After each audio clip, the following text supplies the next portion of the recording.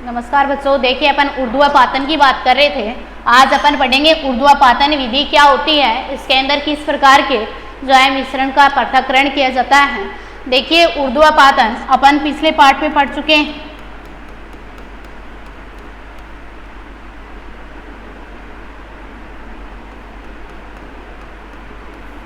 ऊर्ध्वपातन जो है अपन पिछले पार्ट में पढ़ चुके हैं कि जब किसी ठोस पदार्थ से बिना द्रव्य में बदले सीधे ही गैस पदार्थ में बदलना क्या कहलाता है, ऊर्ध्वपातन कहलाता है। कि कोई ठोस पदार्थ है, जैसे अपन एग्जांपल देख कपूर है, इसको अगर अपन तापमान देते हैं, जलाते हैं, तो ये सीधा ही किस में बदल जाता है, गैस अवस्था में। तो अपन ये कहेंगे कि जो है किसी ठोस पदार्थ का बिना द्रव्य में बदले सीधे ही गैस अवस्था में बदलना ऊर्ध्वपातन कहलाता। ठीक है, इसके अंदर अपन एग्जांपल दे सकते हैं, जैसे कपूर है, नौसादर है, या अमोनियम क्लोराइड कह सकते हैं। इसके अलावा अपन और एग्जांपल दे सकते हैं, जैसे नेफ्थलीन। देखिए आज अपन नमक और जो है अमोनियम क्लोराइड के मिश्रण को कैसे पृथक करते हैं, उसके बारे में अपन बात करते हैं ऊर्ध्वपातन विधि में।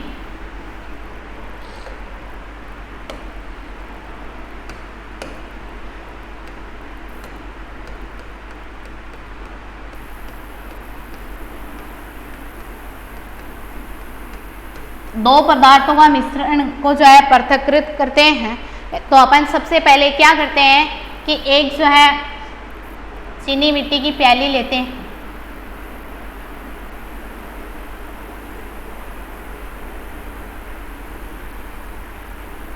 एक चीनी मिट्टी की जो है प्याली लेते हैं।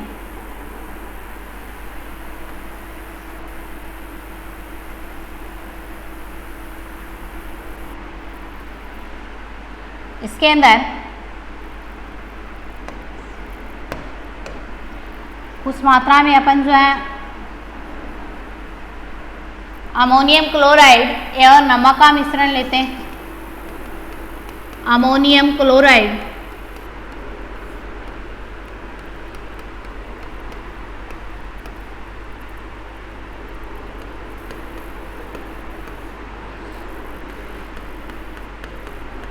एवं नमक का मिश्रण लेते हैं। क्या लेते हैं, एक चीनी मिट्टी की प्याली लेते हैं और उसके ऊपर एक कीप जो है उल्टा करके अपन क्या कर देते हैं, इसके ऊपर रख देते हैं। एक कीप को उल्टा करके रख देते हैं।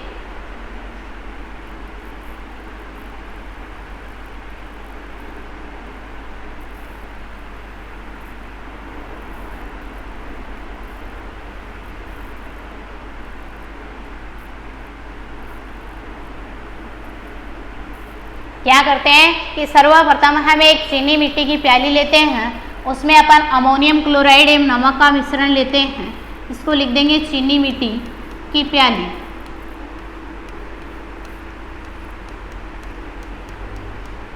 चीनी मिट्टी की प्याली लेते हैं, उसमें अमोनियम क्लोराइड एवं नमक रख देते हैं। बाद में क्या करते हैं कि इसके ऊपर एक जो है कीप को उल्टा करके रख देते हैं। इसका नाम अपन लिखेंगे उल्टा कीप। और उल्टे कीप रखने के बाद में अपन क्या करते हैं कि यहाँ पर अपन जो है एक रुई को इस उल्टी कीप से जो है बंद कर देते हैं। उसको अपन बोलेंगे रुई का टुकड़ा। कि रुई का टुकड़ा जो है उल्टी कीप के मुँह के ऊपर लगा देते हैं, जिससे कीप का मुँह बंद हो जाता है। बाद में क्या करते हैं कि यहाँ पर अपन एक बर्नर रख दे।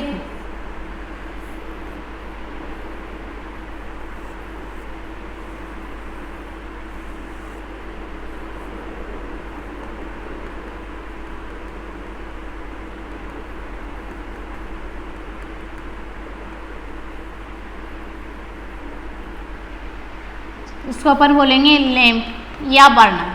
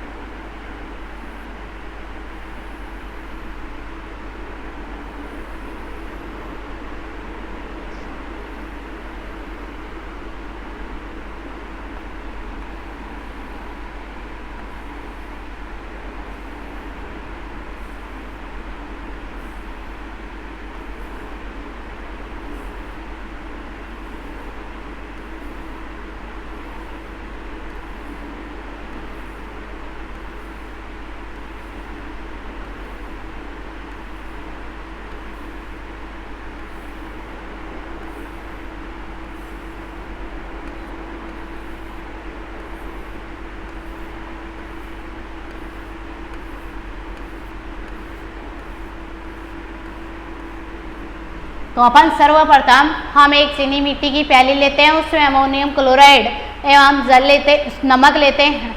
बाद में क्या करते हैं कि इस चीनी मिट्टी की प्याली के ऊपर एक उल्टा कीप रख देते हैं और कीप का मुंह है जो अपन रुई के टुकड़े से बंद कर देते हैं। देखिए अमोनियम क्लोराइड और नमक का घोल जो है अपन ने चीनी मिट्टी की प्याली में भर दिया है। लैंप को जला करके क्या करते हैं, स्टैंड पर धीरे धीरे इसको जो है गर्म करते हैं और धीरे धीरे अपन गर्म करते हैं मिश्रण को, अमोनियम क्लोराइड और नमक के मिश्रण को। तो यहाँ जो है अपनी कीप जो है यहाँ पर क्या हो जाता है कि अमोनियम क्लोराइड का जो है मिश्रण जम जाता है और शेष जो है वाष्पित हो जाता है। यहाँ पर अपन लिख देंगे कि ठोस जमा ठोस अमोनियम क्लोराइड।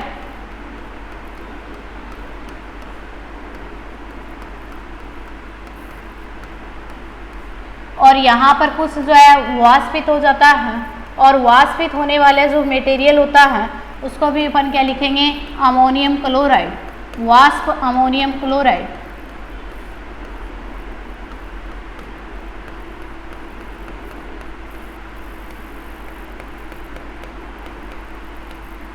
तो अपन ये कह सकते हैं कि हम जो है अमोनियम क्लोराइड एवं नमक के मिश्रण को अलग करने के लिए सर्वप्रथम हम एक स्टैंड पर चीनी मिट्टी की प्याली रखते हैं, उसके अंदर अमोनियम क्लोराइड एवं नमक का मिश्रण जो है भर देते हैं।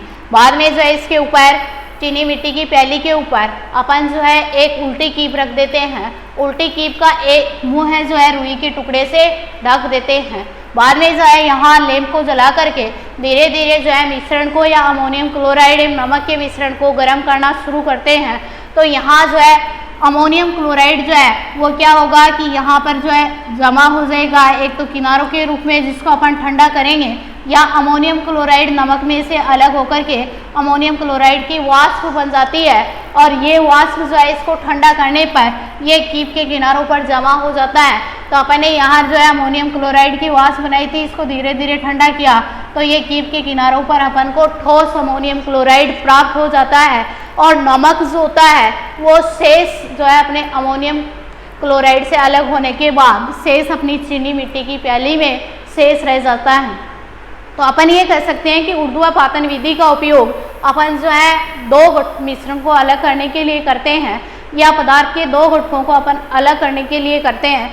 जैसे मैंने उपरोक्त मेथड जो अमोनियम क्लोराइड एवं नमक के पृथक्करण के लिए उपयोग की है। इसके बाद में देखिए अपन क्या करते हैं कि दूसरे जो है विधि है और वो दूसरी विधि अपन पढ़ेंगे क्रोमेटोग्राफी विधि।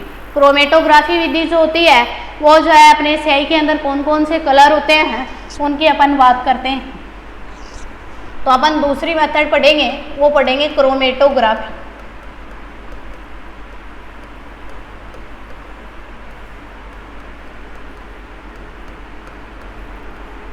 देखिए क्रोमेटोग्राफी विधि जो है इसके अंदर क्रोमा वर्ड जो होता है वो एक ग्रीक भाषा का शब्द है, यही कह सकते हैं कि ये ग्रीक शब्द है। और क्रोमो जो होता है इसका अर्थ होता है रंग, क्रोमा जो होता है इसका अर्थ होता है रंग।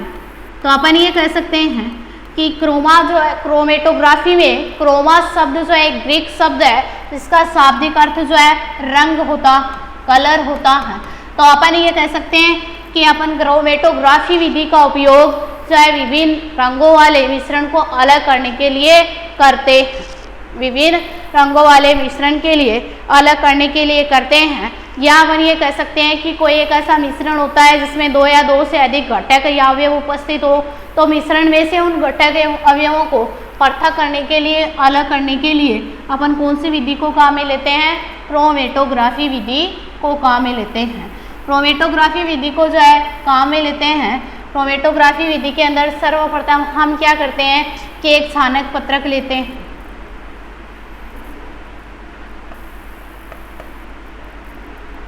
एक छानक पत्रक लेते हैं और इस छानक पत्रक पर अपन क्या करते हैं कि 3 सेंटीमीटर ऊंचाई पर एक जो है 3 सेंटीमीटर ऊंचाई पर एक अपन जो है निशान लगा देते हैं या छानक पत्रक पर एक लाइन खींच देते हैं और इस लाइन को जो है पेंसिल से अपन खींच सकते हैं।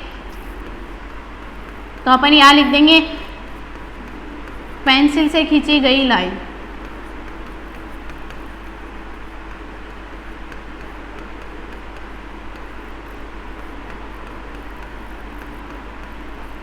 पेंसिल से खींची गई लाइन। क्या करते हैं, सर्वप्रथम हम एक छानक पत्रक लेते हैं और उसके अंदर अपन जो है पेंसिल से एक लाइन खींच देते हैं। पेंसिल से लाइन खींचने के पश्चात हम क्या करते हैं कि यहाँ पर एक स्याही की बूंद गिराते हैं। इसका नाम लिख देंगे स्याही की बूंद।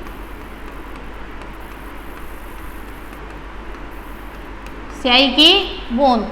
अब क्या करेंगे कि अपन जो है एक जार लेंगे या एक परख नली लेंगे और एक बीकर लेंगे।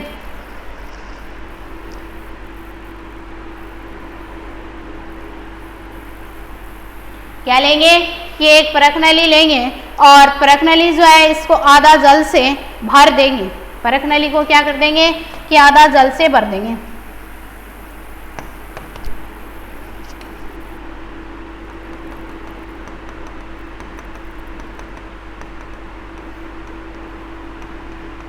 कि एक छानक पत्रक लिया, उसके ऊपर जो है एक पेंसिल से 2-3 सेंटीमीटर ऊपर लाइन खींची, उसके ऊपर एक स्याही की बूंद गिराई।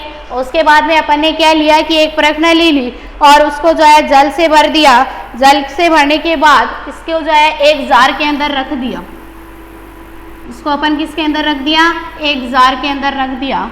जार में रखने के पश्चात हम क्या करते हैं कि पेंसिल से खींची गई जो लाइन है, जो छानक पत्रक है, इसको जो है अपन इस परख नली के अंदर रख देते हैं। किसके अंदर रख देते हैं, इस परख नली या जार के अंदर रख देते हैं।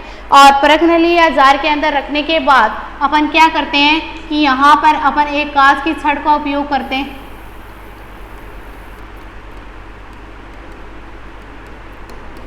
ये हो गया छानक पत्रक। क्या हो गया, छानक पत्रक, जिसको अपन जो है कांच की छड़ से क्या कर दिया, ढक दिया और इसके ऊपर जो है कागज की क्लिप लगा दी। जो अपन ने बाहर जो लिया है वो है जार और यहाँ पर अपन ने जो है एक कागज की क्लिप लगा दी। इसको अपन बोलेंगे कागज की क्लिप।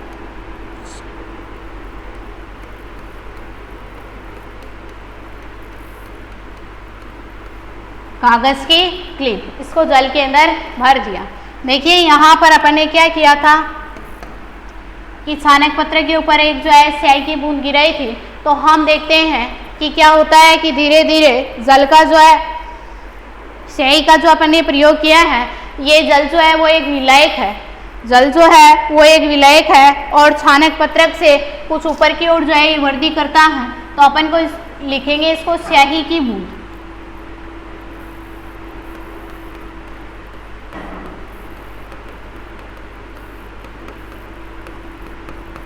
तो ये स्याही की बूंद जो है इसकी तरफ जो है ये जल जो है ऊपर की दिशा में वृद्धि करता है। तो अपन ये लिख सकते हैं कि जल जो है वो एक विलायक है। जल जो है वो एक विलायक है और अपनी स्याही की बूंद जो है वो क्या है, एक विलेय है। तो अपन विलायक और विलेय मिश्रण में से पृथक करने के लिए अपन क्रोमेटोग्राफी विधि का उपयोग करते हैं। और ये क्रोमेटोग्राफी विधि जो है इसका उपयोग जो है अपन विभिन्न रंगों को मिश्रण में से पृथक करने के लिए करते हैं। विभिन्न रंगों को मिश्रण से अलग करने के लिए किया जाता।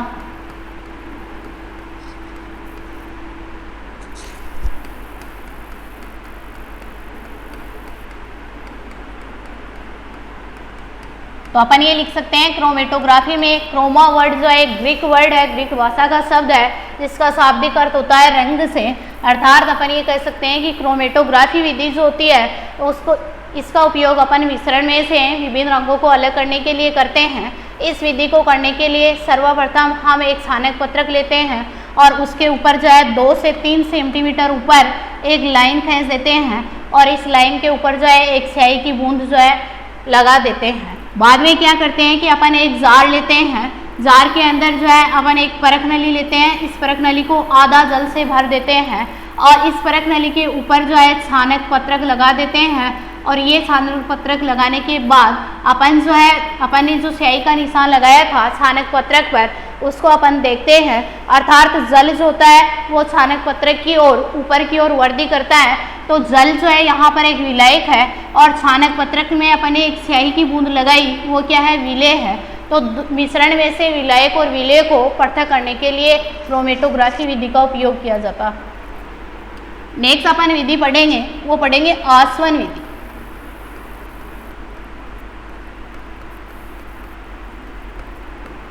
नेक्स्ट अपन विधि पढ़ेंगे, वो पढ़ेंगे आसवन विधि। देखिए इस विधि को करने के लिए हम क्या करेंगे कि सर्वप्रथम एक आसवन फ्लास्क लेंगे।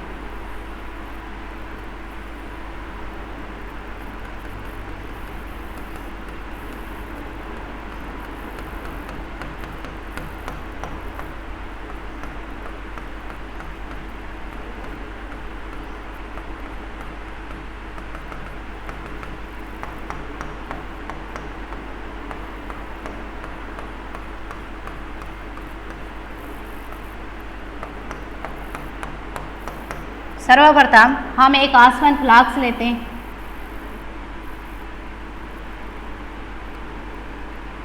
इस आसवन फ्लास्क के मुंह के ऊपर अपन एक थर्मामीटर लगा देते हैं।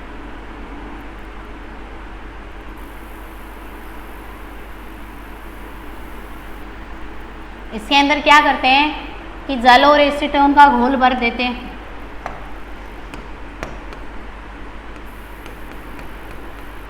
जल एवं एसीटोन का मिश्रण भर देते हैं। क्या करते हैं कि ये क्या हो गया, एक आसवन फ्लास्क। इसको अपन जो है स्टैंड के ऊपर रख देते हैं।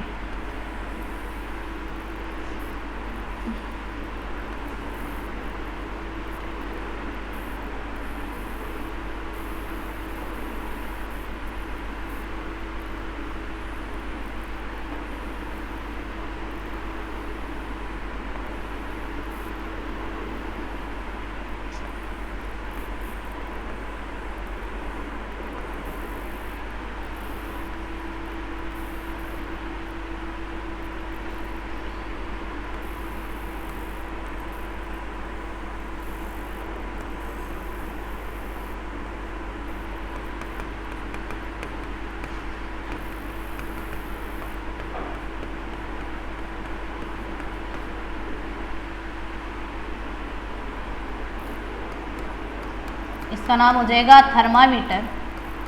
ये हो गया आसवन फ्लास्क।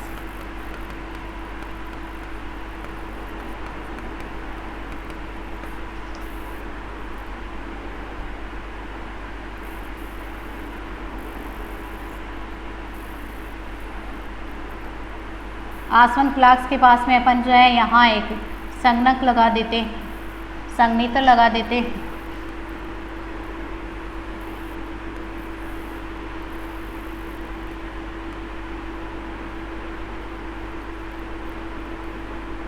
यहाँ पर जल निर्गत जल आने के लिए निकास रहता।